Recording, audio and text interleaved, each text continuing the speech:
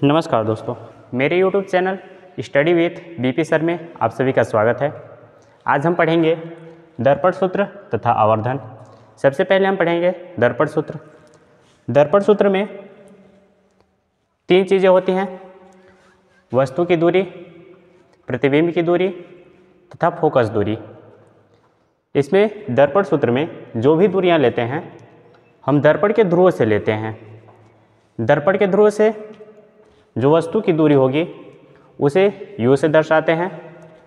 दर्पण के ध्रुव से प्रतिबिंब की जो दूरी होगी उसे V से दर्शाते हैं और दर्पण के ध्रुव से जो फोकस की दूरी होगी उसे फोकस दूरी F से दर्शाते हैं। तो जब हम इन तीनों के बीच संबंध दर्शाते हैं तो उसे हम दर्पण सूत्र कहते हैं। इसका जो सूत्र होता है वो ये होता है कि 1/f is equal 1/v plus 1/u, जहाँ f फोकस दूरी है, v दर्पण के ध्रुव से प्रतिबिंब की दूरी है, u दर्पण के ध्रुव से वस्तु की दूरी है। ये हो गया मेरा दर्पण सूत्र।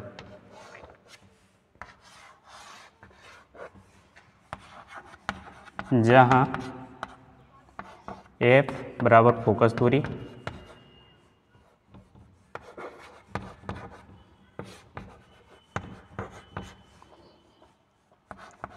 v प्रतिबिंब की दूरी,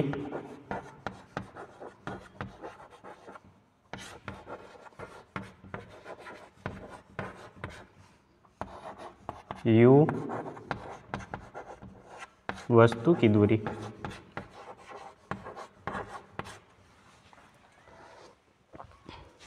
ये हमारा हो गया दर्पण सूत्र। इससे यदि इसमें से हमें प्रतिबिंब की दूरी और वस्तु की दूरी दी हो तो उसे हम फोकस दूरी निकाल सकते हैं कि दर्पण की फोकस दूरी क्या है, या दर्पण की फोकस दूरी दी हो और प्रतिबिंब की दूरी दी हो तो वस्तु की दूरी निकाल सकते हैं। अर्थात इन तीनों में से अगर कोई दो हमें दे दे तो उससे हम तीसरा पैरामीटर निकाल सकते हैं। आगे हम चलते हैं आवर्धन की ओर। आवर्धन,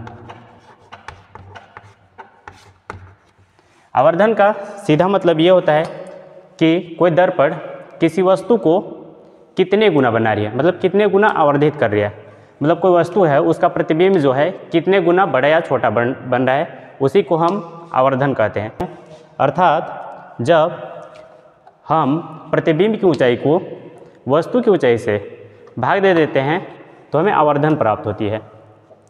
और आवर्धन को हम m से दर्शाते हैं, m से दर्शाते हैं।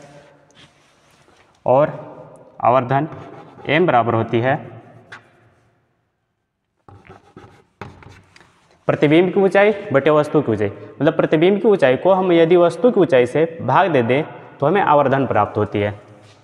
यानी अगर प्रतिबिंब की ऊंचाई को हम h डैश से दिखाएं, h डैश बटे h, जहाँ h डैश जो है वो प्रतिबिंब की ऊंचाई है, h जो है वो वस्तु की ऊंचाई है।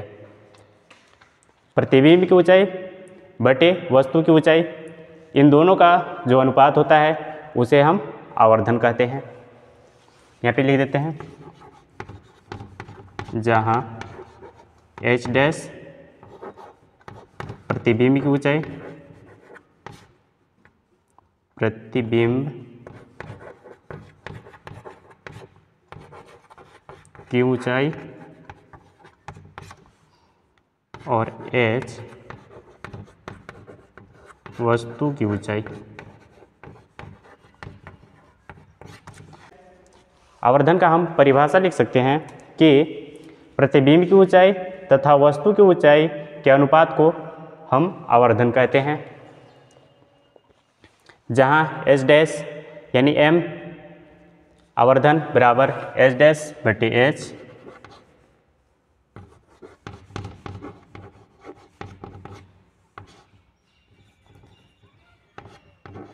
आवर्धन m बराबर h डैश बटे h, जहाँ h डैश प्रतिबिंब की ऊंचाई है और h वस्तु की ऊंचाई है। इसके बाद हम चलते हैं आगे चिन्ह परिपाटी की ओर। मतलब इसमें जो भी मान रखे जाते हैं, एफ के मान हो, चाहे वी का मान हो, चाहे यू का मान हो, इसको चिन्ह के साथ रखा जाता है। कहाँ पे प्लस रखेंगे, कहाँ पे माइनस रखेंगे, तो सब हम समझते हैं चिन्ह परिपाटी में। तो आगे पढ़ते हैं चिन्ह परिपाटी।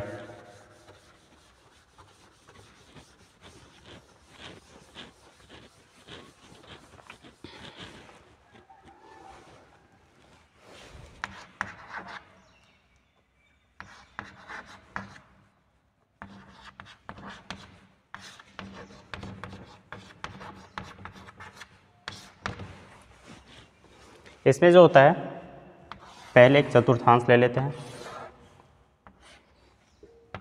ये हो गया एक्स डैश, वाई डैश।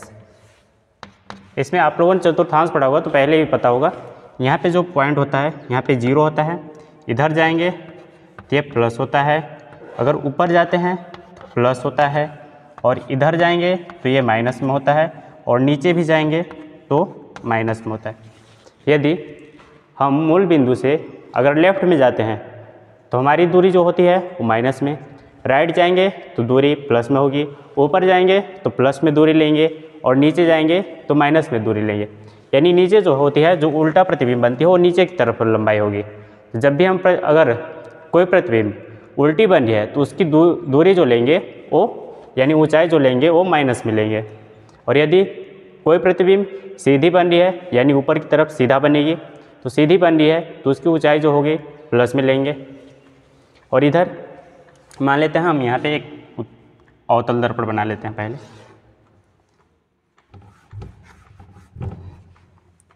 ये हो गया एक अवतल दर्पण,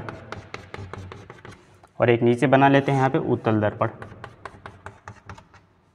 ये हो गया मुख्य अक्ष, ये हो गया फोकस, ये हो गया वक्रता केंद्र।